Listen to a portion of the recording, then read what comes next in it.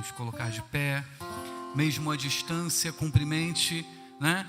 Aquela pessoa que não veio com você, deseja ela um bom culto, libera uma palavra de bênção sobre a vida do seu irmão, amém?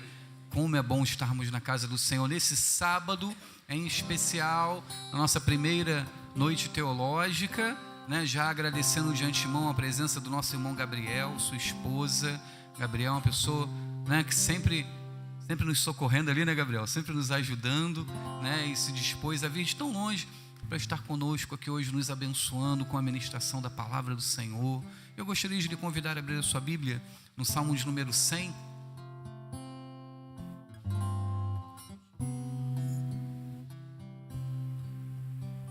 Salmo de número 100. Eu estou lendo na NAA.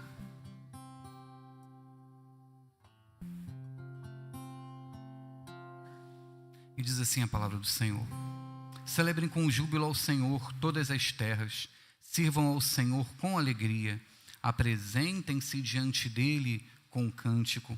Saibam que o Senhor é Deus, foi ele quem nos fez e dele somos. Somos o seu povo e rebanho do seu pastoreio.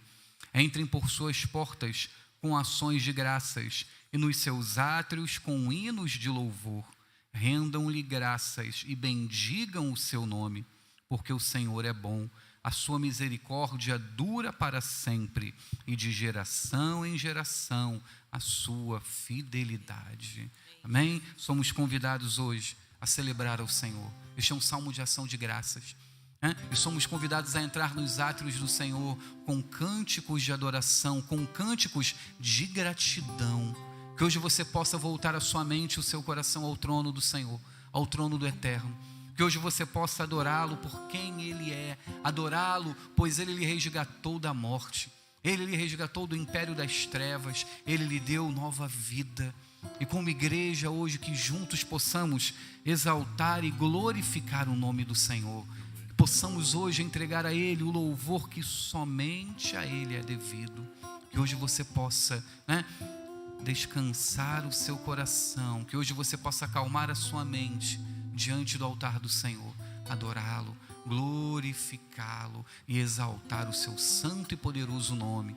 E que a palavra do Senhor hoje transforme o seu coração, que a palavra do Senhor hoje venha, né, lhe trazer renovo, que a palavra do Senhor hoje venha lhe constranger e lhe transformar, pois há algo de especial acontecendo quando a igreja se levanta em adoração, quando a igreja se reúne para exaltar ao Senhor.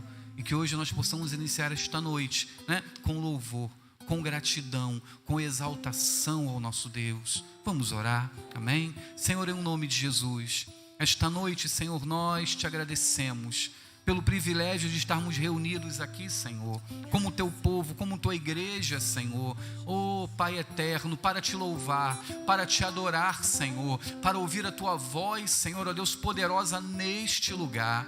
Oh Deus Santo, tem misericórdia de nós, Senhor, e visita-nos, Pai, de maneira poderosa esta noite. Teu povo se reúne para te adorar, teu povo se reúne, Senhor, ó Deus, para entregar a Ti, ó Pai, ó Deus, o louvor, ó Deus, que só pertence a Ti.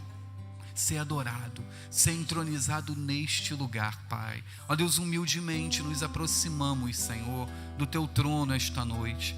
Humildemente como igreja, Senhor, nos apresentamos como Teu povo aqui neste lugar, Senhor, para declarar que só Tu és santo, só Tu és, ó Deus, digno de honra, de glória e de todo louvor, Pai. Ser adorado em nosso meio, ser glorificado em meio à Tua igreja, Senhor, em o nome de Jesus, amém e amém, amém.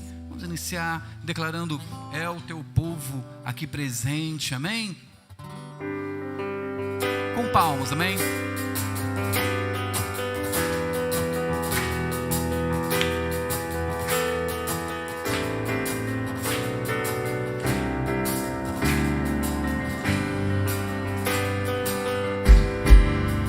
É o Teu povo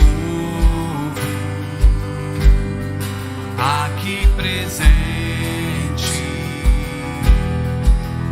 todos numa só voz declarando que só Tu és grande.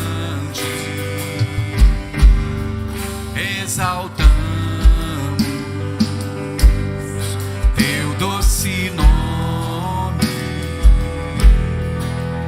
pelo amor, pela cruz, por teu Filho Jesus, pois é santo, sim, é digno de louvor e de ser adorado. És bondoso, Pai querido, dentre todas as coisas, tu és verdadeiro, Senhor. Mais uma vez, é o teu povo, é o teu povo aqui presente. Estamos nós aqui, Senhor, para te adorar, todos numa só voz, declarando que só tu és grande. Exaltamos teu doce nome, pelo amor, pela cruz, por teu Filho Jesus, pois é santo, sim, é digno de louvor e de ser adorado. És bondoso, Pai querido, dentre todas as coisas, tu és verdadeiro e és santo, sim, és digno de louvor e de ser adorado. És bondoso, Pai querido, dentre todas. Declarar, pois é santo, és verdadeiro, pois é santo, sim, és digno de louvor e de ser adorado. És bondoso, Pai querido, dentre todas as coisas, tu és verdadeiro, Senhor. Declare, Ele é Senhor, Ele é o Senhor, sua verdade vai sempre reinar. Terra e céu glorifiquem seu santo nome. Ele exaltado, o Rei exaltado nos céus. Declare, Ele exaltado, Ele exaltado, o Rei exaltado nos céus. Eu louvarei, Ele exaltado, para sempre exaltado, seu nome louvarei.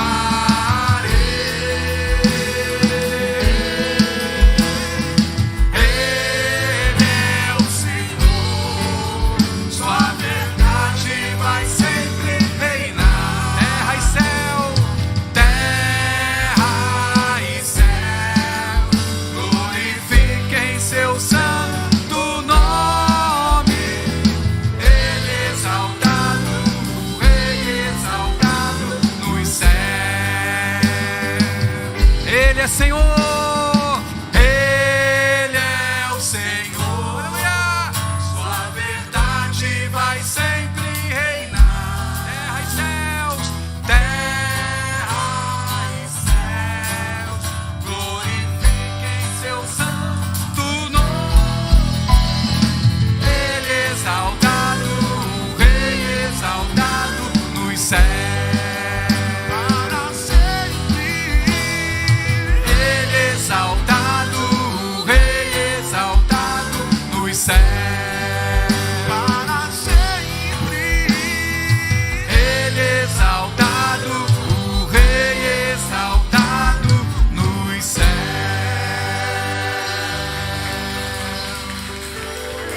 Ser exaltado, Senhor, ser exaltado na terra, ser exaltado nos céus, ser exaltado em meio à tua igreja, Senhor. A ti, Senhor, que é o único digno de toda adoração, ao único que é digno de receber a honra e a glória, a força e o poder. Ao Rei ao Rei eterno e imortal, invisível, mas real, a Ele ministramos o louvor. Declare mais uma vez: ao único que é digno de receber a honra e a glória, a força e o poder, ao Rei eterno e imortal, invisível, mas real, a Ele ministramos o louvor. Levante suas mãos e declare: coroamos a Ti, Senhor. Coroamos a Ti, ó Rei Jesus. Coroamos a Ti, ó Rei Jesus. Adoramos o Teu nome, nos rendemos aos Teus pés, consagramos todo o nosso ser a Ti. Declare mais uma vez: coroamos a Ti, Senhor. Coroamos a Ti, ó Rei Jesus. Coroamos a Ti, ó Rei Jesus. Adoramos o Teu nome, nos rendemos aos Teus pés, consagramos todo o nosso ser a Ti. Consagramos todo o nosso ser a Ti. Consagramos todo o nosso ser a Ti. Digno és de glória e louvores. Levantemos nossas mãos, adoremos ao Senhor. Digno és de glória e louvores.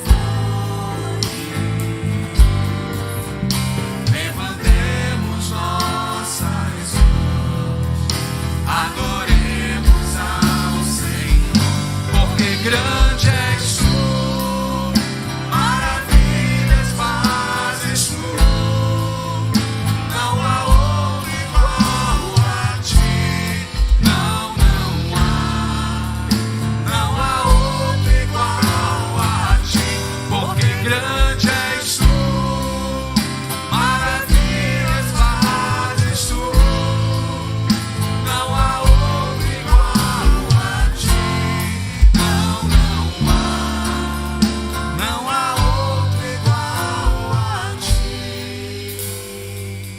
Esta noite eu gostaria de lhe convidar a, em adoração, demonstrar toda a sua gratidão ao Senhor.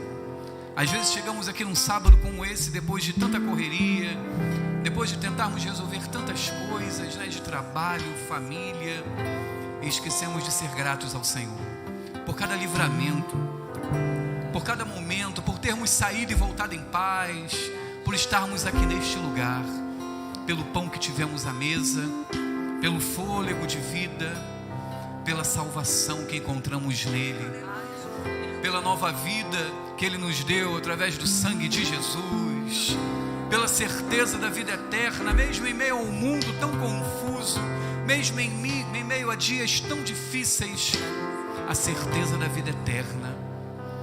Que você hoje comece a agradecer ao Senhor, que você hoje erga a Ele a sua gratidão, que você hoje erga a Ele o seu muito muito obrigado. Obrigado, Senhor. Obrigado pelo teu amor, pela tua graça. Obrigado, Senhor, ó Deus, por cada livramento. Obrigado, Senhor, pelo fôlego de vida, Senhor. Obrigado, Pai, pois tu nos resgataste da morte, pois o Senhor me resgatou do mal. Porque grande és tu, maravilhas fazes tu, não há outro igual a ti, não há outro igual a ti. Porque grande és tu, maravilhas fazes tu, não há outro igual a ti, não há outro igual a ti. Declare: não há outro igual a ti, não há outro igual a ti, Senhor. Te exaltamos, ó Pai. Não há outro como tu, Senhor. Digno de honra, digno de glória, digno de toda adoração, Senhor. Ser adorado em meio ao teu povo, ó Pai. Amém e amém. Santo és tu, Senhor. Glórias ao Pai, glórias ao Filho, glórias ao Espírito Santo de Deus. Te exaltamos, Pai. Te glorificamos, Senhor. Santo, santo és tu, Pai. Fica conosco, Senhor. Fica conosco, nosso amado e bom Jesus. E continua falando aos nossos corações. Ser adorado, ser entronizado em meio ao teu povo, Senhor. Amém e amém. Podemos nos assentar, amém?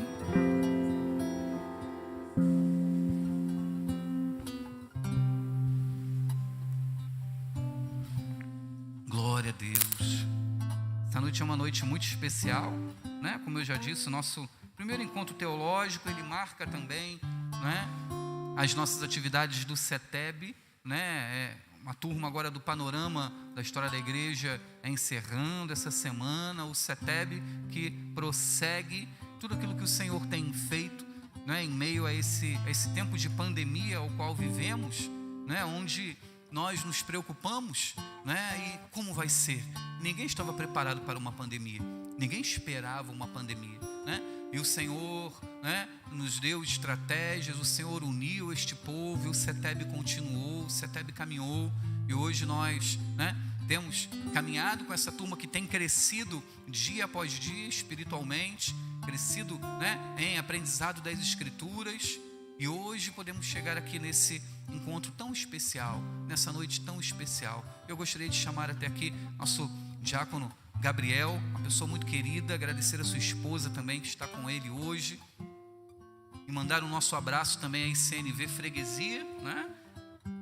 E agradecer em nome da igreja, em nome do Senhor, a esse servo de Deus que, né, além de estar aqui hoje, né, sempre uma pessoa pronta a ajudar, sempre uma pessoa pronta, né, a estar conosco. O Senhor continue derramando suas ricas bênçãos sobre a sua vida, que o Senhor continue lhe abençoando e abençoando o seu ministério. Erga suas mãos para cá, amém? Senhor, em nome de Jesus, esta noite, Pai, nós apresentamos diante do teu altar, ó Deus, o teu filho Gabriel. Ó Deus, usa-o, Senhor, de maneira poderosa esta noite, Senhor, como instrumento seu, meu Pai. Usa o Senhor, ó Deus, como um vaso de barro cujo maior valor está em seu interior, meu Pai. E que o teu Santo Espírito encha e que a tua presença transborde neste lugar. Que possamos ouvir a tua voz de maneira poderosa esta noite, Pai. Te dando graças por tudo esta noite, em o nome de Jesus. Amém e amém.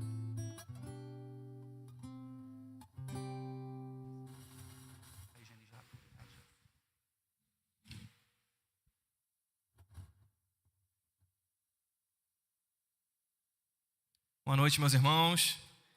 Paz do Senhor a todos. Agradecer mais uma vez à igreja, ao pastor Benaldo, pelo convite. Eu fiquei muito feliz porque não só por estar aqui com os irmãos, mas porque eu até falava com o irmão aqui quando eu cheguei, tenho um carinho por essa cidade, uma memória afetiva, né? Na infância, vinha todo ano nas férias para Aruama, né? Já comi muito pão de queijo no Gigi ali, né? Na casa do pão de queijo, já fiquei muito ali no Coqueiral. Então, é sempre boas lembranças visitar essa cidade. Graças a Deus estamos aqui, né? Então, para quem não me conhece, meu nome é Gabriel, né? Eu tenho 31 anos, sou casado já há quase 6 anos com a minha esposa Bruna, que está aqui comigo. Temos também o Henrique, de 3 anos. Ele veio conosco, né? A Bruna tem uma tia que mora aqui em São Pedro da Aldeia, ele ficou lá brincando com a priminha, e nós estamos aqui. Como o pastor falou, eu sou membro da ICNV Freguesia, né? Lá eu sou diácono responsável pelo setor de ensino da igreja, então eu sei muito bem os desafios, né? De turma do CETEB, escola dominical, eu sei muito bem o que é isso. Como fazer essas aulas na pandemia, eu passei exatamente pelas mesmas coisas que os irmãos, né? E além disso, né, do meu serviço na igreja local, eu trabalho lá na catedral, né, já há quase 9 anos, secretariando o presbitério, e atualmente no seminário também, no BRMEC, né, auxiliando lá a gestão do instituto e também como um dos professores. Então, Deus tem nos abençoado com isso. Amém, irmãos? Mas nós temos um assunto importante para falar aqui. Nós hoje vamos falar sobre culto. E culto é uma daquelas coisas que a gente participa, que a gente frequenta, e a gente não pensa muito a respeito. A gente, às vezes, só vem, né? E aí eu queria ver se você tem alguma ideia. Você tem alguma ideia de quantos cultos você já participou na sua vida? Alguns aqui têm mais de 30 anos de cristãos, alguém? Em alguns, né? Imagine, né? Eu tenho 31 anos, eu sou cristão desde os 5, então tenho uns 25, 26 anos de cristãos, e eu tentei fazer essa conta. Fiz uma média semanal ali de mais ou menos quantos cultos, e deu de 3.500 a 4.000 cultos. Então, os irmãos que têm mais tempo, têm mais do que isso. E são muitas reuniões, né, que a gente vem. A gente vem, né, dia de semana, domingo, às vezes 2 vezes. E muitas vezes a gente não percebe aquilo que a gente está fazendo, né? Como nós estamos cultuando. Você se lembra do primeiro culto que você frequentou? A primeira vez que você entrou na igreja? Muita gente lembra, né? Eu me lembro. Com 5 anos de idade, lá na igreja metodista, com a minha mãe. E essas coisas nos marcam. E então a gente precisa falar sobre a importância disso, a importância do culto, né? Porque o que nós fazemos quando nos reunimos como igreja é muito importante. E é muito importante que a gente tenha noção do que acontece, né? De qual deve ser a nossa postura quando cultuamos a Deus, né? E nós precisamos entender que o culto é a vida da igreja. O culto é a vida da igreja. Uma igreja se mantém de pé ou ela cai de acordo com a maneira com que ela cultua. Então, se uma igreja tem um culto saudável, né, um culto que realmente sirva de nutrição espiritual para os seus membros, essa igreja vai crescer. Mas se esse culto ele não tem tanta substância, às vezes é feito mais para agradar as pessoas, pode até a curto prazo ter algum efeito, mas a longo prazo isso vai fazer com que a igreja define. Então, se há essa relação tão importante, né? Não, o culto é a vida da igreja. A gente pode pensar assim, poxa, mas tem tantas igrejas, tem tanta gente fazendo culto, né? Domingo são muitos cultos, imagine, milhões de cultos ao redor do mundo. Então a igreja deveria ser, né, gente muito santa, muito espiritual. Mas às vezes a gente não vê essa relação tão direta, né? Porque se o culto é a vida da igreja, quanto mais a gente cultua, mais crescemos como cristãos. Isso deveria ser o que acontece, mas muitas vezes não é. E a gente vai tentar ver aqui um pouquinho a respeito disso, sobre o porquê que muitas vezes isso não acontece.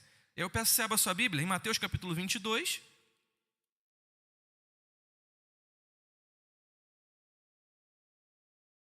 Mateus capítulo 22, versículos 34 a 38.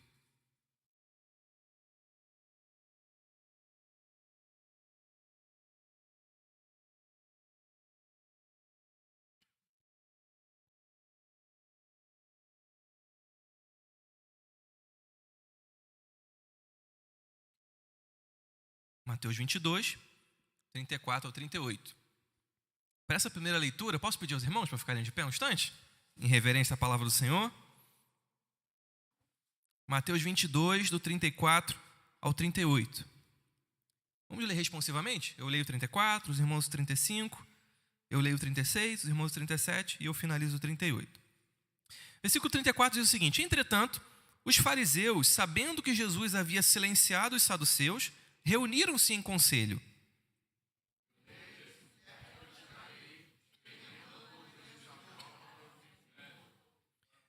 Mestre, qual é o grande mandamento na lei?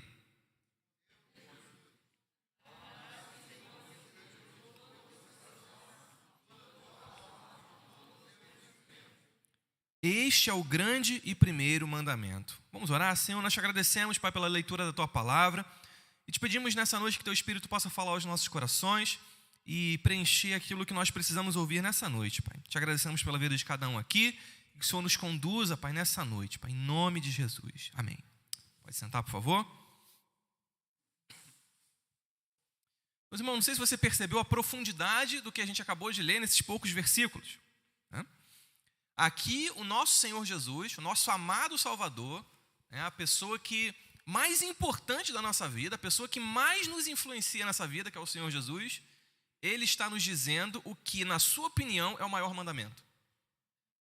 Então, esses poucos versículos guardam um tesouro impressionante. Porque a gente poderia perguntar ao pastor Bernardo, na sua opinião, qual é o maior mandamento? Isso seria uma opinião importante. Mas aqui nós estamos vendo que o próprio Senhor Jesus está dando a sua versão. Para Jesus, qual é o maior mandamento? Então isso é algo que nós devemos nos atentar. Não, peraí, Jesus está me dizendo o que é importante para Ele. Então a gente deve prestar atenção nisso. E é um mandamento muito simples, né? Aparentemente. Ame o Senhor seu Deus de todo o seu coração, de toda a sua alma e de todo o seu entendimento. Então Jesus usa 3 palavras importantes aqui na sua resposta. Ele fala em amar a Deus de todo o coração, de toda a sua alma e de todo o seu entendimento. Em primeiro lugar, ele fala, olha, ame de todo o seu coração. E a palavra aqui original é o cardia, de onde vem os nossos cardiologista, cardíaco. Então, realmente tem a ver não apenas com o nosso órgão físico, esse órgão que está aqui, mais ou menos no nosso tórax, que fica batendo para manter a gente vivo, mas para o judeu, o coração, ele tinha um sentido maior do que esse sentido físico. E a gente ainda tem um pouco desse entendimento, Nós falamos das coisas do coração, quando a gente está querendo falar das nossas emoções, exatamente. Então o coração para o judeu era o centro afetivo, era o local onde eram produzidas as suas decisões, os seus desejos, de onde surgiam os seus apetites, os seus propósitos, os seus esforços. Então Jesus está dizendo, em primeiro lugar, na primeira parte, você deve amar o Senhor de todo o seu coração, ou seja, com todos os seus desejos, com todos os seus apetites, com todas as suas decisões, com todas as suas emoções. Então, o primeiro aspecto desse amor, desse grande mandamento que Jesus está falando, é um aspecto emocional. Nós devemos amar o Senhor com as nossas emoções. E aí o que é interessante é que a sociedade atual, ela quer nos levar numa direção diferente do que a gente vê Jesus falando aqui, A sociedade atual quer nos mostrar e quer nos ensinar que nós somos aquilo que nós pensamos, O que importa para o homem é a sua mente, a sua racionalidade. E muitas vezes a gente pensa, aquela pessoa é mais racional e aquela pessoa é mais emocional. Você é mais razão, você é mais emoção. E o que naturalmente a gente pensa? Não, a pessoa racional, a gente pensa nela como mais madura, Não, a pessoa emocional, ela é imatura, ela tem que crescer ainda para alcançar a racionalidade. Então a sociedade quer nos ensinar de que o que manda é a nossa mente. É aquilo que a gente pensa. Mas, na verdade, a Bíblia está nos dizendo que, na verdade, o que está nos guiando não necessariamente é o que a gente pensa, mas são os nossos desejos. E eu tenho um exemplo muito claro disso, Eu tenho certeza que aqui em Araruama não tem isso, mas lá na freguesia tem. Uma mulher no shopping. Aqui em Araruama as irmãs são muito controladas, Eu tenho certeza disso. A mulher no shopping, ela passa na vitrine e ela sabe, a sua racionalidade está dizendo: não posso comprar mais nada, a fatura só fecha no dia tal, o orçamento já acabou antes do mês. E racionalmente ela tem isso muito bem definido: não posso comprar. Mas aí quando passa e bate o olho de repente naquele produto, você desce a sua decisão da mente e vem para o coração. Vem para as suas emoções, para os seus desejos, para os seus apetites. Não, realmente estou precisando muito disso. Não, eu sei que as irmãs quando compram é porque realmente estão precisando, né? É isso aí, com certeza. Minha esposa aqui é exemplo disso, né? Então, nós acabamos, né, as irmãs e os homens também, lá, acho que é brincadeira, mas nós acabamos decidindo não com a nossa racionalidade, mas com o nosso coração. Poxa, realmente, esse mês eu não tenho, mas eu preciso disso, então eu vou, sei lá, vou passar o cartão para a fatura no mês que vem. E a nossa decisão final acaba sendo das nossas vontades, dos nossos desejos. Então, a gente achar que tudo vai ser decidido pela nossa racionalidade é negar a natureza humana. Porque nós somos guiados pelos nossos desejos. Sejam eles bons ou sejam eles maus. Muitas pessoas que estão envolvidas em vícios, elas têm a certeza, na racionalidade, que o que elas fazem é errado, que elas têm que parar. Né? Mas os desejos, o coração, o apetite dela, não deixa ela parar. O desejo, a vontade dela não deixa ela parar, mesmo ela sabendo na mente que aquilo é ruim. Então, na verdade, o mundo está dizendo que nós somos aquilo que nós pensamos, que o centro da nossa vida é a racionalidade, é a mente. Mas a Bíblia está nos dizendo que nós somos aquilo que nós amamos. Então, aquilo que nós desejamos é que vai nos guiar. A gente pode saber muito bem o que é o certo na nossa mente, mas a gente precisa amar o que é o certo. Não só saber na mente, mas amar o que é certo. Trazendo para a palavra de Deus, não basta saber que a Bíblia é a palavra de Deus. Eu tenho certeza que os irmãos sabem. Eu tenho certeza que muitos que não são cristãos sabem, né? Não, eu sei, eu conheço uma pessoa que diz: não, a minha família tem que ir para a igreja, porque a Bíblia é o correto. A Bíblia é correta, tem que estar todo mundo na igreja, mas ele não vai. Então, na mente dele, ele sabe que a palavra de Deus é correta. Mas isso ainda não desceu para as suas emoções. Porque não basta saber, nós precisamos amar. Porque amar a palavra de Deus e amar o Senhor Jesus é o que nos faz vencer uma situação difícil como a pandemia e estar presente na igreja. É o que nos faz vencer os nossos medos e estar aqui. Por quê? Porque nós amamos a presença do Senhor, amamos a comunhão dos irmãos. Nós desejamos estar aqui com toda a nossa vontade. Então, Jesus está nos dizendo: você deve amar a Deus com todas as suas emoções. Ou seja, os seus desejos precisam estar voltados para a vontade de Deus. Então, não basta, né, um convencimento racional, mas é preciso haver uma mudança no coração. Eu preciso desejar o Senhor. Não basta saber. E isso no evangelismo é muito importante, né? Porque às vezes a gente cai na armadilha de querer convencer a pessoa, né, intelectualmente. Não, vamos pegar uns argumentos intelectuais, isso faz parte. Mas enquanto essa pessoa não desejar o Senhor, aquilo vai ser só ela vai ser convencida do cristianismo, mas aí semana que vem ela pode ser convencida de outra coisa. O que realmente vai mudar e vai transformar uma vida é a transformação da mente, sim, mas essa transformação conectada com a transformação do coração. Porque estamos aqui porque amamos ao Senhor, amém? Não só porque fomos convencidos de que essa proposta do cristianismo é melhor do que outra, mas porque sabemos que Ele é o nosso Senhor. Então, Jesus nos diz que devemos amá-lo com todo o nosso coração, mas também com toda a nossa alma. E aqui a palavra utilizada é psique, né? Que de onde vem a palavra do psicólogo, né? Psicopedagogo, psiquiatra, que é traduzido muito corretamente como alma, de toda a sua alma. Tudo aquilo que é fundamental para a sua vida, a sua estrutura básica. A nossa alma é a nossa estrutura básica. É a nossa identidade, a nossa personalidade individual. Então, Cristo está nos ensinando que nós devemos amá-lo com todas as nossas emoções, mas com toda a nossa estrutura básica, com toda a nossa personalidade, com toda a nossa identidade. Isso é importante por quê? Porque Jesus está dizendo nas entrelinhas que não existe ninguém que não possa ser alvo da graça de Deus. Não, na minha personalidade é muito difícil, né? Você mesmo pode ter pensado, não, eu conheço uma pessoa que é impossível ela ser cristã, porque essa pessoa é muito difícil, ela é muito resistente. Mas toda alma, toda personalidade, toda identidade pode ser alcançada pela graça de Deus. Porque Jesus está dizendo aqui, nós devemos amá-lo com toda a nossa alma. Então o segundo aspecto desse amor é estrutural. O primeiro é emocional, nosso coração, as nossas decisões.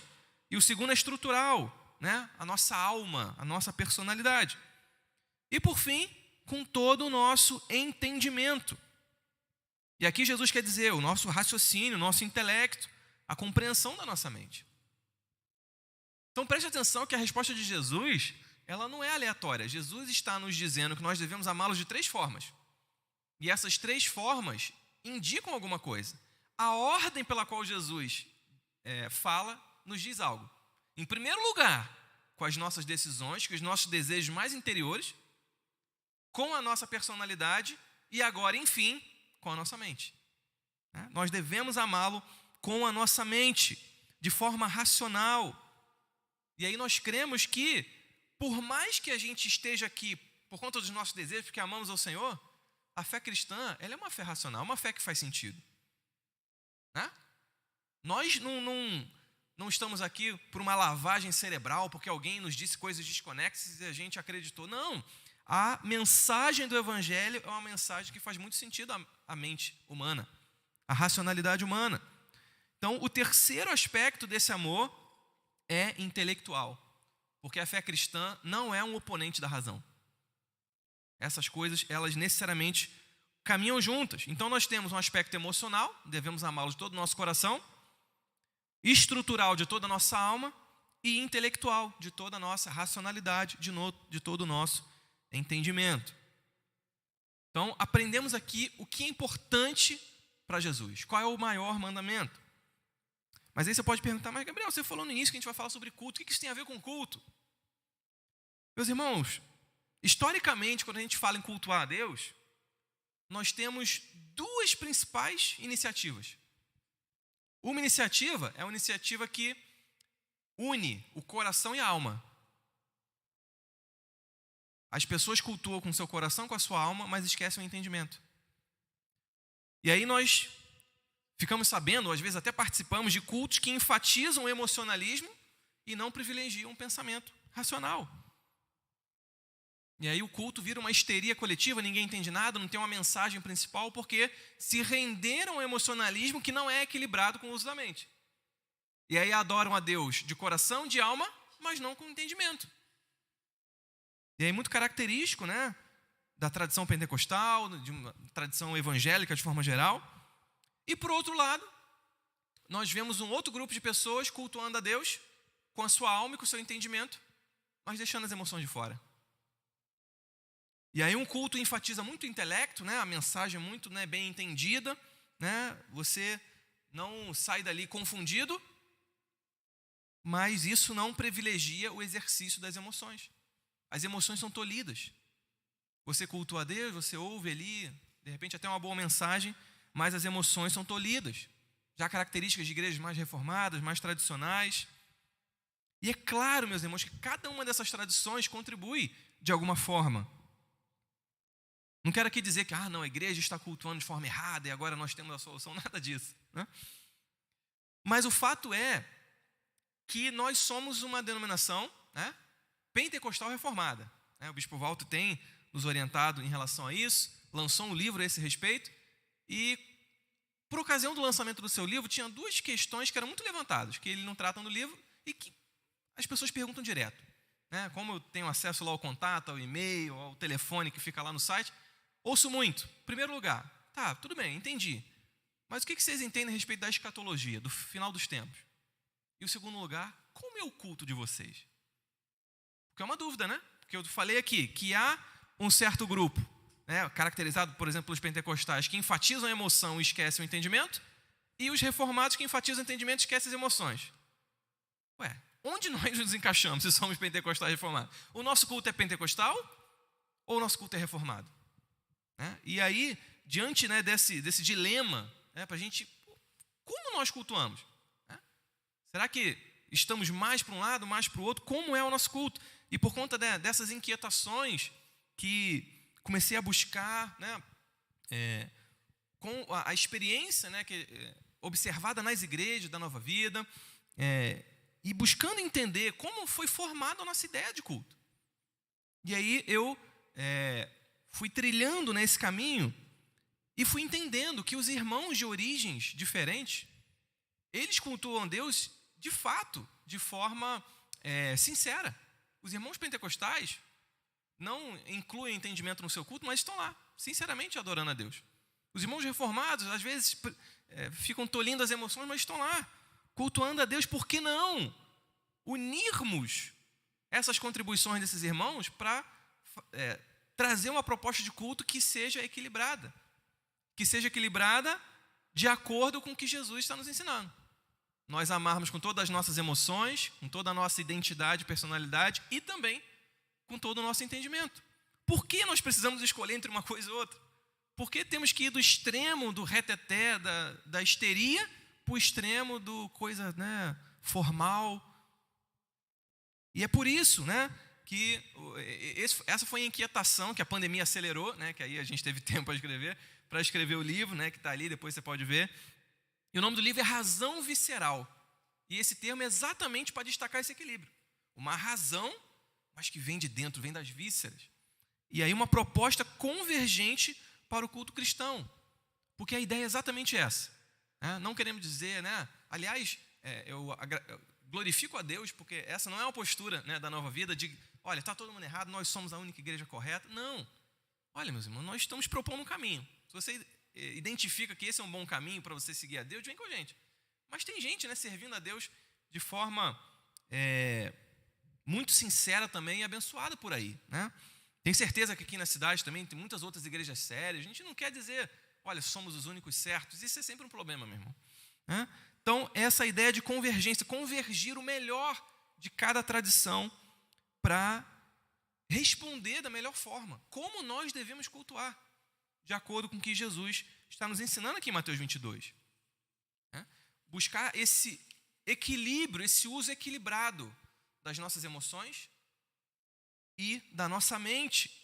A gente entender qual é a nossa função, qual é o nosso propósito. O que seria um culto de acordo com as palavras de Jesus aqui? Né? Usando a nossa emoção, a nossa personalidade e o nosso intelecto. E para entender isso, a gente precisa pensar na analogia de uma casa, né? Ou aqui dessa igreja, né? A construção aqui da igreja é recente, os irmãos pode estar bem vivo na mente dos irmãos. Antes de subir aqui, é preciso ter uma estrutura, né? Um fundamento, um alicerce. E então você sobe os pilares para a construção de uma casa ou de uma igreja. Em primeiro lugar, a gente precisa entender quais são os fundamentos do culto. O que é importante a gente entender a respeito do culto. Qual é o principal, o essencial do que é cultuar. E aí, a gente precisa entender que o culto é um espaço de formação espiritual em que a gente utiliza de arte, de beleza, para adorar a Trindade. Então, em primeiro lugar, o culto é um espaço de formação. Em outras palavras, o culto é uma grande sala de aula. Nós aprendemos, muito do que a gente aprende sobre ser cristão, nós aprendemos no culto. Nós aprendemos que devemos orar dessa forma e não de outra, porque nós vemos o pastor Benaldo orando, nós vemos outros irmãos orando. É assim que é uma boa oração. Nós aprendemos muito do entendimento da Bíblia, da teologia que a gente aprende, é do culto. E olha a importância da gente cantar músicas, né, que tenham um bom conteúdo. Porque essa música, o irmão vai sair daqui domingo, vai sair daqui hoje cantarolando. E é o que vai ficar rodando na cabeça dele durante a semana. Então, o culto está nos ensinando o tempo todo. E o que dizer, então, da pregação da palavra? Né? É o ensino o tempo todo. Então, é um espaço de formação. Quando viemos ao culto, nós estamos vindo aqui para aprender a ser cristãos. Porque ninguém nasce sabendo. Né? Todos nós precisamos aprender a ser cristãos um pouquinho cada dia. Mesmo irmãos que estão aí, já estão há muito tempo, né, na caminhada, precisam o tempo todo, né? aprender sempre. Não importa. Não, eu estou na igreja há 35 anos. Vai ter um culto que você vai chegar, o pastor vai abrir no Salmo 23, que você já ouviu milhares de pregações, e você vai aprender alguma coisa ali. É impressionante esse caráter, né, de ensino do culto, como nós aprendemos a ser cristãos no culto.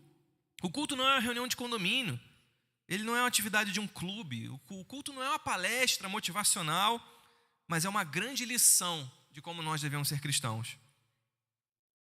E muito da nossa teologia, ela é irradiada do púlpito, né? Lógico, a gente tem essas iniciativas do CETEB, a escola dominical, mas principalmente, né, a vara que guia a doutrina da igreja vem do púlpito, vem da pregação aqui, dia após dia, domingo após domingo. Então nós precisamos aprender isso. Nós vamos ao culto, nós cultuamos a Deus porque queremos aprender a ser cristãos. Porque nós reconhecemos que não sabemos tudo. Né? Você reconhece isso, né? Sempre a gente precisa aprender um pouquinho mais. E o culto nos ensina. Em segundo lugar, esse ensino ele é passado a nós por meio de arte e de beleza. E o que eu quero dizer com isso? Que a gente vive em tempos muito sem graça, né? Uma selva de pedra, né? Os prédios são todos iguais, todos com as mesmas fachadas, com as mesmas coisas. Até os carros hoje, a mesma cor, né? Tudo carro preto, prata, branco, né? Não tem um carro mais colorido. Então a gente vive num mundo muito, né? Sem arte, sem beleza, e o culto vai nos ensinar. Vai nos ensinar como? A música, uma das artes mais sublimes. Né? A gente vai aprendendo aqui por meio da música, por meio da própria estrutura da igreja, por meio de um artesão que fez essa cruz. Quando a gente olha para essa cruz, a gente lembra o sacrifício de Cristo. Então, tudo isso de forma, né, bela e artística vai nos ensinando. A própria pregação do pastor, você chegar aqui e falar sobre 40, 50 minutos e manter pessoas atentas, isso é uma arte. Né? Então, nós aprendemos de forma artística o que é ser cristão. E, finalmente, aprendemos que o culto é uma adoração à Trindade. Né? E por que eu especifico aqui a Trindade? Porque a gente está acostumado a cultuar a Deus de uma forma mais genérica. Não, adoramos a Deus, né? Mas a gente precisa ser mais intencional. Adorar o Pai, o Filho, o Espírito Santo. O pastor Benaldo orou aqui, né? Adoramos o Pai, o Filho, o Espírito Santo, cada um deles. Porque a Trindade é o fundamento da liturgia. O fundamento do que fazemos no culto está na Trindade. Porque nós adoramos a Deus por meio do sacrifício de Jesus e no poder do Espírito Santo. Então adoramos o Pai, mas só podemos adorar Ele porque fomos salvos pelo Filho e fazemos isso no poder do Espírito. Então nós precisamos adorar, né, de forma mais consciente a Trindade, ao Deus Trino. Né? E aí nós aprendemos isso por meio de beleza, de arte. E é muito interessante que as pessoas hoje tentam, há uma tentativa, né, vamos dizer, evangelística, de trazer pessoas à igreja numa estratégia de semelhança. Não, para a gente aproximar jovens da igreja, a gente precisa fazer parecido com o mundo. Então vamos fazer uma espécie de balada gospel. Vamos fazer parecido, porque aí eles vão olhar lá parecido, vão vir aqui. Mas na verdade, gente, o que nos ensina, o que nos leva ao caminho do evangelho é uma outra estratégia. Não é a estratégia da semelhança. É a estratégia da diferença. Uma pessoa é atraída ao evangelho não é porque ela chega na igreja e tem algo parecido com o mundo, não. Quando ela chega na igreja, ela quer exatamente algo diferente do mundo, ela não quer algo parecido. Então, quando ela chega aqui, ela não encontra, né, igual algumas igrejas que são mais parecidas com auditórios, com casas de show, não, ela encontra algum lugar diferente mesmo. Né? Porque um auditório não tem uma cruz desse tamanho aqui, não tem um púlpito na frente, não tem uma caixinha de pedidos aqui de oração. É o aspecto que nos dá, não, eu estou aqui em um lugar realmente diferente. Eu não estou em qualquer lugar, eu não estou no cinema. Eu não estou numa casa de shows. Eu não estou ali no barzinho na esquina, eu estou numa igreja. Né? O próprio ambiente já traz uma reverência e uma propensão naquela pessoa de se render a Cristo. Então nós entendemos isso, que nós cultuamos para aprender, para crescer mais como cristãos. Né? E aí então, estabelecidas essas bases, a gente entendendo isso, a gente começa a subir os pilares, né, desse prédio. E aí que eu digo que as diferentes tradições vão contribuindo, né? Como a gente pode construir uma proposta de culto que seja equilibrada de acordo com o que Jesus nos ensina. E aí 2 dessas tradições, né, são os pilares razão e 2 outras tradições os pilares viscerais, para a gente equilibrar, né? O uso da mente e o uso das nossas emoções. Os pilares da razão. A primeira tradição é a tradição reformada. E o que a tradição reformada nos ensina a respeito do culto, meus irmãos? A prioridade e a primazia da palavra de Deus e da pregação. Eu, pessoalmente, questiono um espaço, um evento de alguma igreja que não tenha pregação da palavra, em que a escritura não é lida. Eu tenho receio de chamar aquilo de culto. Porque para ser um culto, é preciso ter a palavra de Deus sendo lida, sendo pregada, sendo exposta, sendo cantada. Porque se não tem a palavra de Deus, a gente talvez não possa nem chamar de culto. Então o que a tradição reformada está nos ensinando é: o culto precisa ser encharcado da palavra de Deus. O culto não é um amontoado de ideias que o líder ali, o pastor, pensou da mente dele. Acho que eu vou falar essas coisas aqui. Não. Todos nós, do início ao fim, o ministro de louvor, o pastor, a pessoa que vem aqui orar, todos precisam estar cativos à palavra de Deus. A palavra de Deus é que nos guia e não o contrário. Né? Nós vamos até a palavra de Deus para ver o que ela quer falar. Muitas vezes as pessoas têm feito o inverso, né? Não, eu já tenho algo que eu quero falar e aí busco na Bíblia um pretexto, né? Uma desculpa. Deixa eu achar um versículo aqui que é parecido com o que eu quero falar. Não, é o contrário. É a palavra de Deus que está nos dizendo. E aí eu vou dizer o que ela quer dizer. Então esse primeiro pilar, que é importante para nós entendermos o culto, é que o culto precisa ser guiado do início ao fim pela palavra de Deus. Você concorda, irmão? Amém? Nós precisamos entender isso. A palavra de Deus deve nos guiar. Isso é uma segurança para a gente. Que a gente não fica à mercê da opinião humana. Né? A gente não fica à mercê do... a pessoa quer dizer, hoje o vento está assim, hoje a notícia está tal. Não, a palavra de Deus é a mesma. E nós sempre estamos cativos a ela, e isso é importante que a gente entenda. A pregação é o clímax do culto. Tudo converge para a mensagem do evangelho que é pregada. Então a gente não deve abrir mão da palavra de Deus. Não deve abrir mão da primazia da palavra no culto. É ela que vai nos reger.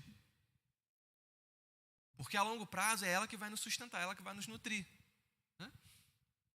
A palavra de Deus é aquela refeição que nos alimenta de verdade. Eu sei que de vez em quando a gente não quer jantar um arroz com feijão, carne. Né? A gente quer ir ali no McDonald's, né? Mas o McDonald's vai satisfazer muito temporariamente. Ninguém sobrevive do McDonald's o tempo todo.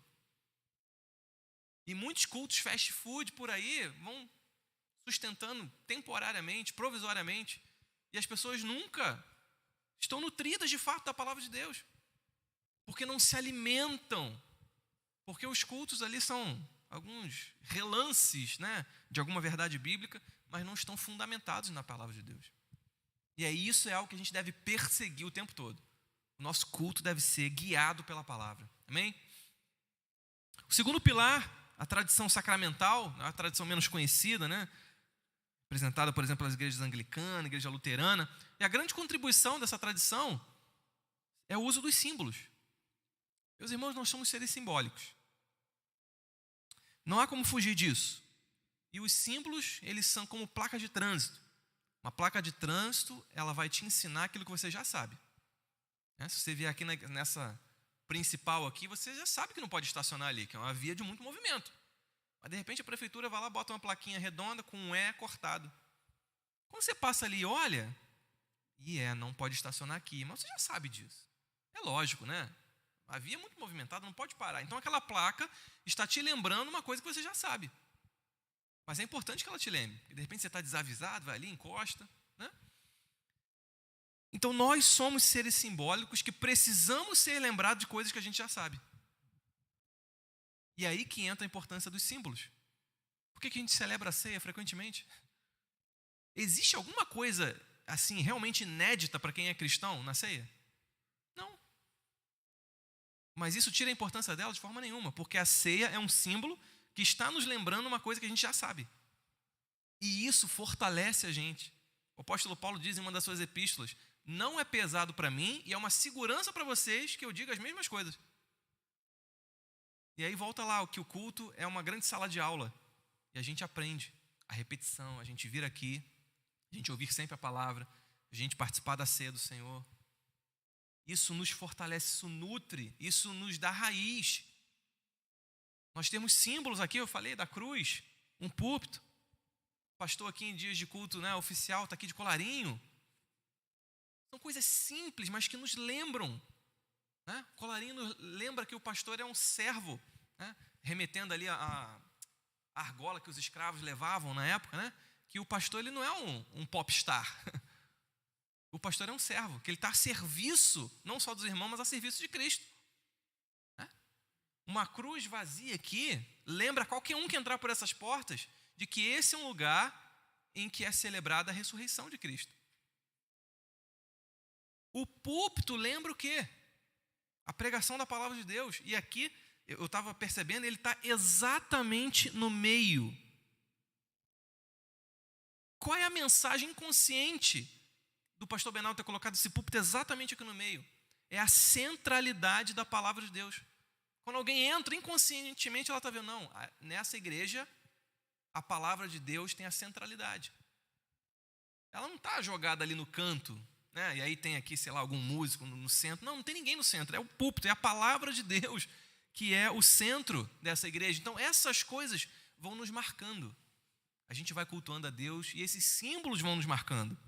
E é importante a gente perceber, essas coisas servem como, né, gatilhos mentais para que a gente sempre se lembre.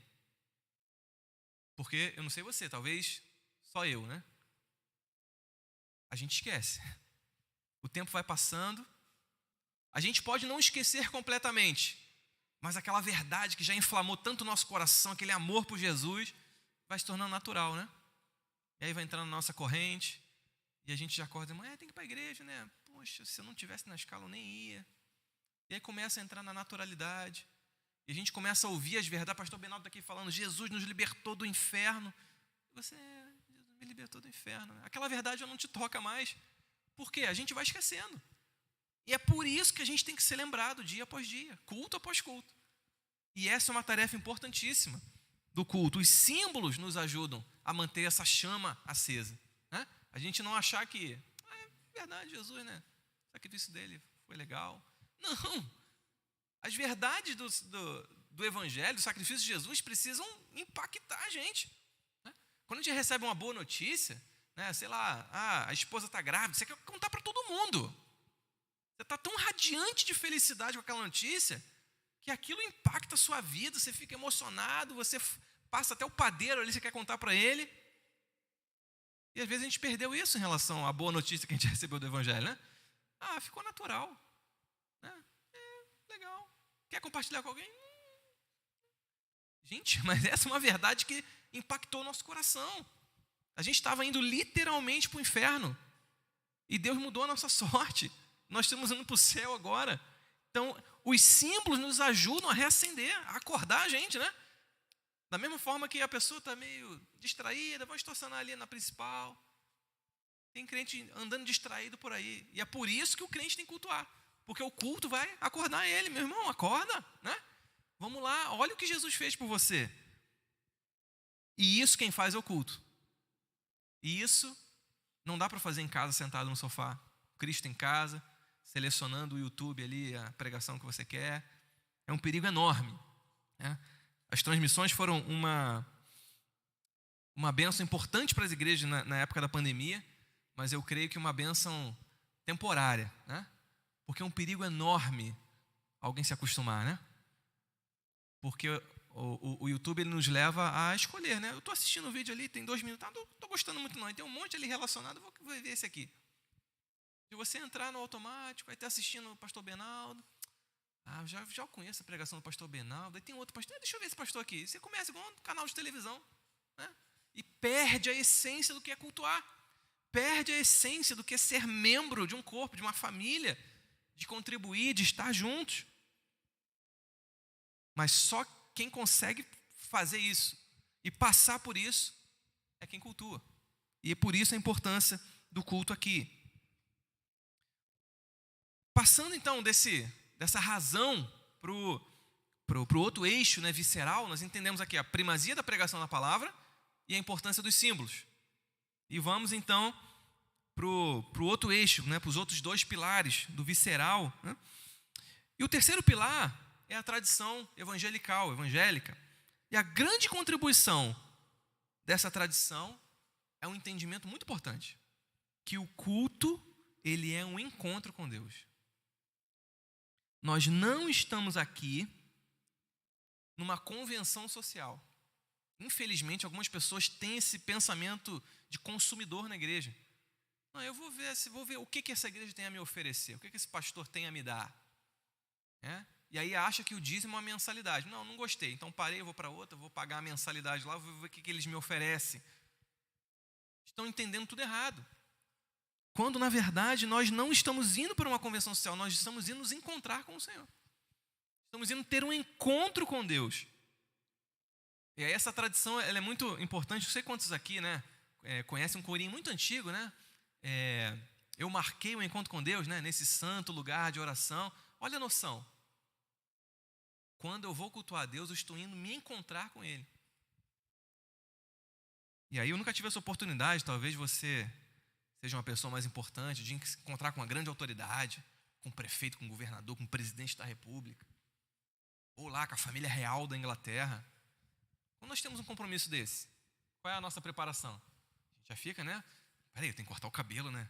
Deixa eu arrumar, botar uma roupa, vou alugar um terno, vou me preparar, deixa eu ver aqui meu discurso, o que eu vou falar, o que eu vou fazer, porque eu vou estar diante dessa pessoa importante. E esse deve ser o nosso sentimento toda vez que estivermos na presença de Deus, porque estamos literalmente, a Bíblia nos garante de que toda vez que nos reunimos, nós estamos na presença do Senhor. Estamos nos encontrando com Ele. Então, o corinho lá, ele é a verdade.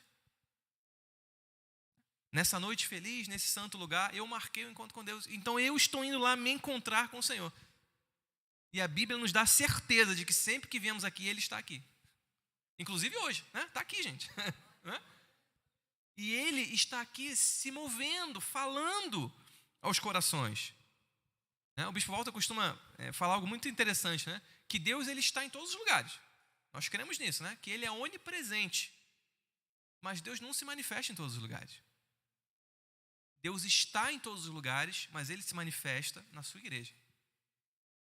Então, a presença de Deus, aonde nós formos, Ele estará.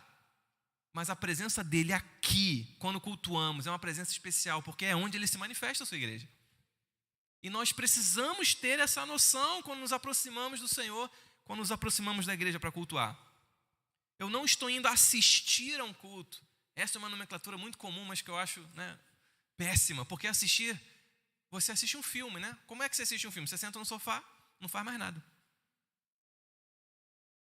Essa ideia de assistir o culto nos dá uma perspectiva muito passiva, né? Eu chego, sento, assisto e vou embora. Ou então, não, estou indo me abastecer, né, de fé, de coragem. E aí já é um outro extremo, né? Que você coloca de uma perspectiva não passiva, mas ativa, mas que você é o protagonista. Que o culto é sobre você. Então, se o culto não falou que eu sou vitorioso, não foi bom. Quando, na verdade, a nossa postura tem que ser ativa assim. Nós participamos do culto. Nós cantamos junto, nós oramos, nós erguemos nossas mãos. Nós não somos aqui passivos, né, só observando o que está acontecendo. Mas entendemos que o protagonismo do culto não é nosso. O protagonismo do culto é do Senhor, da palavra de Deus. Então, se a palavra de Deus quiser nos encorajar, amém. Mas se ela quiser nos exortar, amém. É a palavra. A direção, o tema do culto não deve satisfazer, não deve buscar satisfazer só o nosso coração, principalmente. Porque às vezes o culto vai ser duro com a gente. A palavra vai confrontar, vai exigir mudança. Vai ter dia que vai nos alegrar, a gente vai sair daqui fortalecido. Nossa, é a palavra que eu precisava, eu estava tão desanimado. Vai acontecer, mas às vezes vai acontecer de nos confrontar. De nos colocar diante do nosso pecado. Então nós precisamos entender que o culto não é sobre nós. Nós participamos dele ativamente, mas nós somos coadjuvantes, porque o protagonista do culto é o Senhor. que nós estamos indo nos encontrar com Ele, e Ele é o protagonista. No meu jantar lá com a família real da Inglaterra, não sou eu o principal, são eles. É a autoridade que é o protagonista desse evento. E é da mesma forma quando nos encontramos com o Senhor. Então, o quarto e último pilar, a tradição pentecostal. E qual a grande contribuição nessa tradição? É o reconhecimento da ação ativa e operante do Espírito Santo no culto. Nós cremos nisso, amém? O Espírito Santo está presente. Nós acabamos de falar que nós cultuamos porque estamos tendo um encontro com o Senhor. E quem que media esse encontro? É o Espírito Santo, é a presença do Espírito em nós. Nós podemos perceber a presença do Senhor porque temos o Espírito no nosso coração. E entendemos que o Espírito não só está presente, mas ele age no meio da igreja. E é por isso que o culto, ele não é uma reunião qualquer, mas é o espaço em que o Espírito Santo pode agir. E a gente precisa entender isso. E a tradição pentecostal nos lembra isso o tempo todo. E como que isso se manifesta? Por meio de expressões físicas das nossas emoções. E é por isso que aqui, né, essa questão visceral, nós cultuamos a Deus com as nossas emoções. Quando nós entendemos o Evangelho, esse impacto que o Evangelho tem no nosso coração, o que o Espírito produz em nós? Isso precisa se expressar, isso transborda para os nossos sentimentos. É por isso que a gente canta aqui, né, a única é digno de receber. Você tem vontade de levantar sua mão, você tem vontade de fechar seu olho, se render a Deus. Porque o Espírito Santo está te mostrando aquela verdade e isso está impactando até mesmo a sua estrutura física. Às vezes você quer ajoelhar para orar, você quer expressar isso de alguma forma, né? Levantar suas mãos, fechar seus olhos, quer orar a Deus de alguma forma. Você quer aplaudir o Senhor, levantar suas mãos. E isso é importante, porque o culto é uma experiência emocional também, conduzida pelo Espírito. E isso é importante. Nós temos uma liberdade, mas uma liberdade mediada pelo Espírito. O Espírito é o nosso guia nesse uso das emoções no culto. É por isso que somos pentecostais, amém? Mas essa liberdade das nossas emoções, o leme desse barco não está conosco, mas está com o Espírito. É Ele que nos diz até onde ir. E não deixa que isso se torne uma histeria, se torne uma algazarra, mas se torne um espaço da manifestação do Espírito Santo, em que o Espírito de fato se manifesta, nós sentimos isso, expressamos isso com as nossas emoções, com os nossos corpos, mas ainda assim não há bagunça, não há confusão, a mensagem continua sendo única, a mensagem continua sendo inteligível, qualquer um que entrar aqui vai entender o que está sendo falado. Nós ouvimos muito falar, o culto tem que ter ordem e decência, né? Já ouviram isso, né? E esse é o último versículo de 1 Coríntios capítulo 14. 1 Coríntios capítulo 14, Paulo está falando do uso dos dons espirituais no culto. Então, vamos dizer assim, uma perspectiva pentecostal do culto. Então, a ordem e decência não significa que é um culto formal, que a gente não pode fazer nada, não. O que Paulo está dizendo é, olha, o Espírito vai agir, mas ele vai trazer a ordem e ele vai trazer a decência. A ação, a manifestação dele vai ser até onde o Espírito deixar. E para isso a gente precisa estar aberto para a manifestação dele. Atento à manifestação do Espírito nas nossas vidas. Submetidos, né, a esse condutor que vai nos guiar o tempo todo. E a gente vai ter a garantia que a gente não vai estar numa bagunça, mas no espaço de manifestação divina. O culto é um espaço, irmãos, de manifestação dos dons espirituais, sim. Não sei você, mas eu creio que Deus cura, né, no culto. A oração, né, que Deus derrama dons de curar sobre nós, sobre a liderança da igreja, para curar pessoas no culto. Né? Eu creio que até mesmo que há espaço para a manifestação de dom de línguas na igreja. Né? E aí a orientação da nossa denominação é que isso deve ser evitado que seja feito pela pessoa que está conduzindo o culto, né? Porque a mensagem que sai daqui, ela precisa ser inteligível. Mas a pessoa individualmente aí, durante o louvor, no seu lugar, pode se expressar de forma que não atrapalhe o andamento do culto, ela pode ali, até porque o dom de línguas é um dom que edifica a pessoa que fala, né? A não ser que tenha interpretação. Então há espaço, irmãos, para a manifestação dos dons. A gente entender o culto como um equilíbrio entre mente e emoções não nos exime dessas coisas, mas faz a gente trilhar um caminho em que expressamos as nossas emoções no culto, mas elas estão submetidas ao crivo do Espírito. E o próprio 1 Coríntios 14 diz que o Espírito dos profetas está sujeito aos próprios profetas. Então, o Espírito Santo, ele quer que a mensagem seja anunciada. Então não faz muito sentido ele descontrolar pessoas no culto, porque senão a mensagem não vai ser anunciada direito. Então nós temos essa abertura, nós podemos nos colocar, expressar as nossas emoções no culto, mas entendendo que o Espírito Santo está nos guiando. Ele é o nosso condutor. O caráter de uma igreja, meus irmãos, é revelado no seu culto, através do seu culto. É por isso que a gente precisa entender que nós devemos cultuar, voltando lá no início, de acordo com o que Jesus está nos ensinando, de todo o nosso coração. A gente não deve tolir as nossas emoções de forma alguma. Nós devemos submetê-las ao Espírito Santo. Podemos sim erguer nossas mãos, fechar nossos olhos, orar ao Senhor, nos ajoelhar, crer que o Espírito Santo pode agir com dons espirituais na igreja, amar o Senhor de toda a nossa alma, toda a nossa personalidade, toda a nossa identidade. Isso é interessante, né? Porque uns têm uma personalidade mais expansiva, e aí vão se expressar mais, outros serão mais tímidos, e aí não há problema algum nisso. Vão se expressar, vão adorar a Deus ali com as suas emoções tímidas.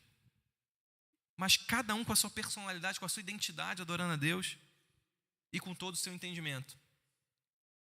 As nossas emoções não nos levando para uma confusão, mas sendo equilibradas com bom uso na nossa mente. A gente entendendo o que a gente está fazendo aqui. Equilibrando muito bem tudo isso.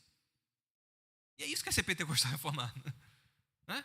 É a gente entender esse equilíbrio importante entre racionalmente entender a palavra de Deus, mas que isso possa descer, a gente possa desejar e amar profundamente o Senhor. Que essas verdades sejam transformadas em amor, em desejo pela palavra. Né? Porque a gente já sabe, muitas coisas a gente já sabe. Que a gente precisa transformar esse saber em amar. Esse talvez seja o nosso maior desafio, transformar o saber em amar. Equilibrar uma excelência teológica, maravilhoso, né? O CETEB, a gente fazer uma noite teológica, mas equilibrar isso com o fervor da alma. Equilibrar o respeito às tradições com uma sede de relacionamento por Deus. Equilibrar um compromisso de uma pregação bíblica consistente, com uma espontaneidade no nosso meio. Né? Não precisa ser travado, pode ser espontâneo aqui na nossa comunidade de fé, equilibrado com uma pregação firme e fiel e consistente à palavra. É exercitar uma mente vibrante, né? Exercitar uma razão visceral, como diz o nome do livro. E que o Senhor possa nos ajudar a cultuar dessa forma. Né? Vou te dizer que eu escrevi o livro, mas ainda não chegamos lá. Lá na freguesia a gente está caminhando também. Né? Caminhando nessa jornada de trazer o saber e o amar, equilibrar tudo isso, para que a gente possa cultuar a Deus da melhor forma. E aproveitar esses momentos. Acho que isso é o mais importante, meus irmãos. Não despreze o culto. Isso é um momento, uma oportunidade valiosa para você crescer como cristão, para você crescer na comunhão da igreja, né? Para você ser uma testemunha da palavra de Deus. Né? O culto é uma grande agência missionária, né? Nós cultuamos a Deus, entendemos essas verdades maravilhosas, isso toca as nossas emoções e a gente sai daqui desejando falar isso, desejando que outras pessoas participem disso.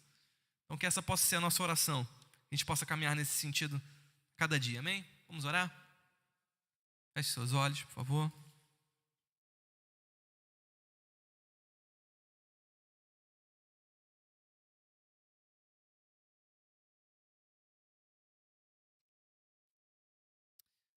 Ó Deus, nós te agradecemos, Senhor, porque o Senhor tem sido muito bom conosco, Pai. O Senhor tem nos guardado, tem guardado os nossos, Pai.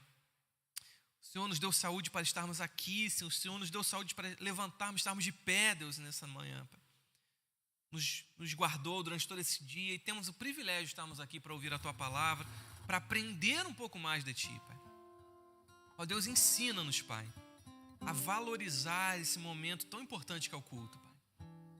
Possamos entender que quando estamos reunidos como igreja, estamos tendo um encontro com o Senhor. Estamos tendo uma palhinha, uma antecipação, uma prévia daquele grande encontro em que teremos com o Senhor.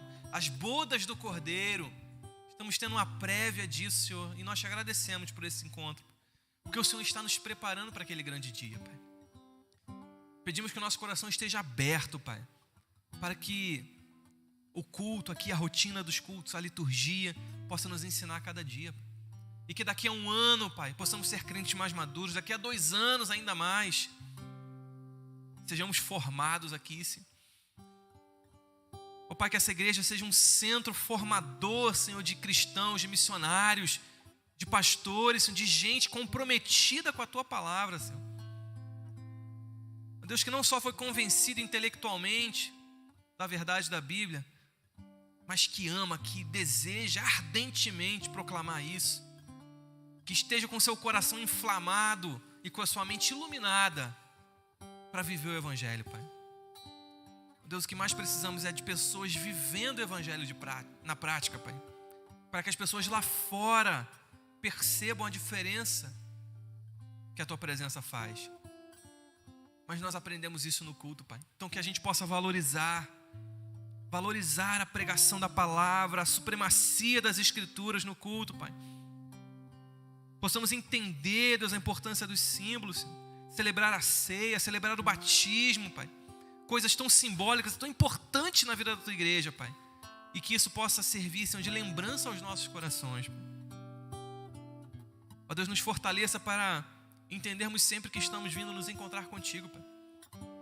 Então possamos selecionar nossas melhores palavras, nossas melhores músicas, nossas melhores orações para quando estivermos na Tua presença. Possamos perceber a Tua presença em nós, estar abertos para que o Senhor haja no nosso coração, Pai. Ó Deus, possamos entender a ação do Teu Espírito na igreja, Pai. Teu Espírito é presente e Ele age. Tua palavra diz que o Espírito convence o coração do pecado, da justiça e do juízo. E nós entendemos, Pai, que se alguém entrar por essas portas descrente, Teu Espírito pode convencê-lo no culto, Pai. E isso é uma ação presente do Teu Espírito entre nós. Nós cremos que o Senhor pode curar. Nós cremos que o Senhor pode renovar, trazer pessoas de volta. O Senhor pode renovar corações e almas desanimados, reavivar o coração de alguns. Nós cremos que o Senhor faz isso, Pai. E que toda vez que nos reunimos possamos ter essa noção, Pai, dessa verdade presente no nosso coração, Pai. Nós te agradecemos pela oportunidade que temos de cultuar, Deus. Muitos lugares não têm oportunidade de cultuar com a liberdade que temos, Pai. Em muitos lugares, pessoas têm que se reunir escondidas, em períodos de tempo curtos, porque são ameaçadas de morte, mas mesmo assim entendem o valor do culto e se reúnem para adorar o Senhor. Ó Deus, que o exemplo dos nossos irmãos perseguidos possa ser uma inspiração para nós, da valorização que igreja, como família, para celebrar o Senhor, para adorar o Senhor. Que esse possa ser o desejo do nosso coração, Pai. Possamos estar aqui, Senhor, sempre, Senhor, firmes, constantes na Tua palavra. Possamos ser aqui braços ajudadores do pastor Benaldo, para que essa obra vá em frente, para que a Tua palavra chegue às pessoas, aqueles que não ouviram da Tua palavra ainda nessa cidade, Pai. Que as pessoas possam entender, que possam muita gente ainda vir se encontrar com o Senhor nesse lugar, Pai. Usa cada um aqui como instrumento Teu, Pai, de transformação de vidas. E que a gente possa ainda ver muitos cultos nessa igreja, em pessoas sejam transformadas, que Teu Espírito possa agir, em que a Tua palavra seja pregada com fidelidade, Pai. Ó Deus, sustenta, Senhor, essa igreja, que a cada dia, Pai, o Senhor possa se manifestar entre eles, que eles possam perceber a Tua mão poderosa, como tem sido até aqui, Senhor. Os milagres que o Senhor tem feito, o Senhor possa continuar realizando nessa igreja, Pai, e em cada um de nós, Pai. Ó Deus, que possamos ter os ouvidos abertos, Senhor, e o coração disposto a colocar em prática o que ouvimos nessa noite, Pai. É o que te pedimos em nome de Jesus. Amém.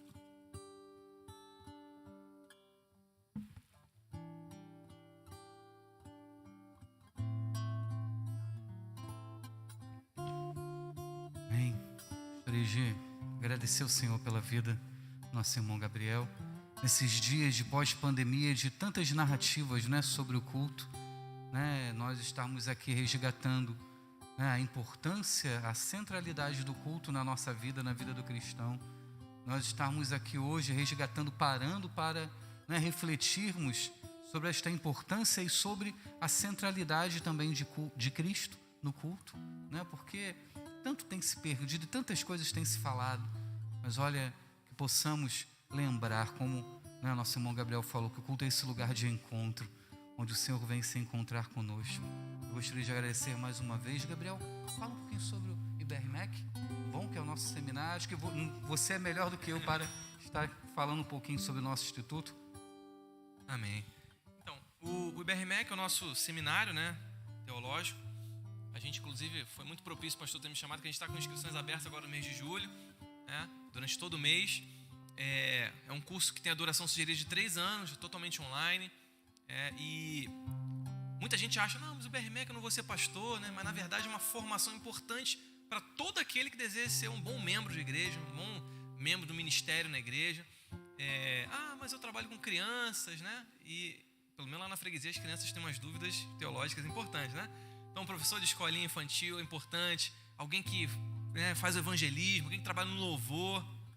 Então, é um curso voltado para, não só para quem deseja o ministério, mas para a membresia da igreja, quem quer se aprofundar na palavra de Deus. Então, as inscrições estão abertas, tem informações no site também, quiser me perguntar mais depois. É um curso muito, muito bom, sou suspeito de falar, né? O pastor Benal também fez, né? Sou também ex-aluno do curso, e um conteúdo muito bom, né? E a gente tem reformulado também para os próximos semestres, vai ter um conteúdo também reformulado, a gente está correndo atrás aí, regravando aulas, então, para sempre fazer o melhor para os irmãos. Então, mês de julho todo, as inscrições abertas. Se tiver qualquer dúvida também, é só falar comigo, hein? IBRMEC, eu sou da primeira turma, quando ainda era escola de missões, Gabriel. Aí eu trabalhava com juventude, aí o pastor falou assim, vai lá estudar, é bom você estudar. E estou eu hoje aqui em Araruama, também. Eu gostaria de chamar o Alexandre até aqui também. Nós temos, né, uma lembrança para esse casal que veio até aqui para nos abençoar.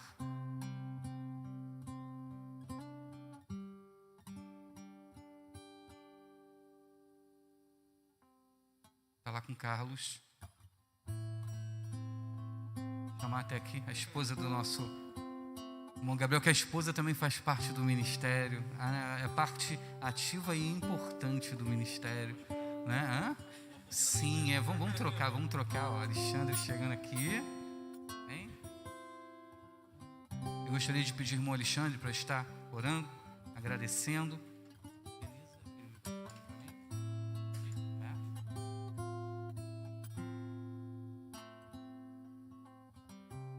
Agradecendo a esse casal, né? Não poderíamos deixar de estar, né, hoje orando por eles, por esse ministério que é em família, né? Eu me lembro de quantas das vezes que estava chegando em casa, às vezes cansado depois de dar aula, aquelas aulas assim, né, que só Jesus, né? Parecia que a gente estava no Getsemane, a gente até brincava assim, né? E quando eu chegava em casa, às vezes as bolsas já estavam prontinhas assim na saída de casa. E eu falava assim, ei amor, vamos para Araruama, né? Vamos que a gente vai conversando. Eu falei, mas hoje eu tive um dia horrível. Não, vamos, a gente vai conversando no carro, né? E a gente vê o quanto é importante no ministério, né? A vida da esposa, a família, que o Senhor continue abençoando. Agradecemos, né, por esta família estar se colocando à disposição a serviço do reino. Nosso muito obrigado, que o Senhor continue abençoando vocês. Amém, Alexandre? Queridos irmãos, após a palavra trazida pelo nosso irmão Gabriel, eu me lembrei de 2 coisas. A primeira é de uma palavra da nossa querida língua portuguesa, que é a palavra recordar. Recordar, ela tem uma origem latina e significa voltar a passar pelo coração, né? Recordes. Então, que tudo isso que foi dito aqui, né, mais do que nos trazer apenas a memória, como ele foi dito, que passe pelo nosso coração, né? Esse amor, esse sacrifício de Cristo pelas nossas vidas. E a segunda é de um teólogo medieval que disse que somos como anões olhando por ombros de gigantes. Então esse encontro não teria acontecido se não fosse a contribuição de muitos irmãos, muitos ministérios, né, que se uniram em prol desse primeiro encontro, né, desde os irmãos que carinhosamente prepararam a igreja, né, para nos receber, né, a introdução, os professores do CETEB, né, o Ministério de Louvor, todos envolvidos, né, para que essa palavra, né, tocasse o nosso coração e nos edificasse. Ok? Muito obrigado a todos que participaram. Senhor, muito obrigado. Colocamos diante da Tua presença, te agradecendo pela vida do Gabriel, da sua esposa Bruna, ó Pai. Tudo que foi dito aqui, Senhor, renova as nossas mentes. Faça com que nos voltemos, Senhor, para Ti, para a Tua palavra. Dá-nos um coração, Senhor, voltado para a Tua presença, para as Tuas coisas. Continua abençoando esse casal, Senhor, que ele continue sendo abençoado somente pelas Tuas mãos. Te agradecemos por tudo, Senhor, que Tu tem feito nas nossas vidas, pela vida dos nossos alunos, Senhor, do Panorama, do CETEB, que tem buscado mais de Ti, Senhor, porque eles compreenderam que não basta apenas crescer no conhecimento, mas precisamos crescer também na Tua graça, ó Pai. Continue nos abençoando, abençoando o nosso pastor, a nossa igreja, Senhor, os nossos ministérios. Te agradecemos por tudo, em especial em nome desse casal, que o Senhor continue ajudando, Senhor, sustentando-os em tudo que for necessário. Muito obrigado por tudo, em nome de Jesus. Amém. Bem, vamos colocar de pé. Nosso irmão Gabriel vai estar ali atrás, agora ao final, com o seu livro, né? Eu recomendo, eu já tenho o livro e é uma bênção que você possa estar sendo abençoado por essa literatura. E vamos orar mais uma vez para agradecer ao Senhor por esse culto. Amém? Obrigado, Senhor, por esses momentos tão especiais em que o Senhor, ó Deus, veio, Senhor, ao nosso encontro e pela Tua graça e misericórdia, Senhor, Tu nos recebestes, ó Pai. Obrigado por tanto amor, por tanta misericórdia, pela vida dos Teus filhos aqui. Senhor, que o Teu Santo Espírito, meu Deus, ó Pai, aplique cada palavra, Senhor, ó Deus, a cada coração aqui, Senhor. Ó Deus, e que elas frutifiquem em cada vida, Senhor. Ó Deus, e que floresçam para a glória do Teu nome, Senhor. Obrigado por tudo. Leve-nos em paz e tranquilidade até os nossos lares, Senhor. E nos dê uma noite cheia da Tua presença. É o que pedimos, no nome santo e precioso de Jesus, aquele que vive e reina para todo sempre. Amém e amém. Só mais um aviso, amanhã pela manhã, Diácono Gabriel estará aqui pregando no culto da manhã, no culto de Santa Ceia das 10, amém? Todos são convidados a estar conosco aqui. Ergue suas mãos, que a graça de nosso Senhor Jesus Cristo, o amor de Deus Pai e as ricas e doces consolações do Espírito Santo estejam sobre todos aqueles que amam e aguardam a vinda de nosso Senhor Jesus. E que todo o povo de Deus diga amém. Que Deus abençoe rica e abundantemente. Uma noite cheia da presença do Senhor, amém?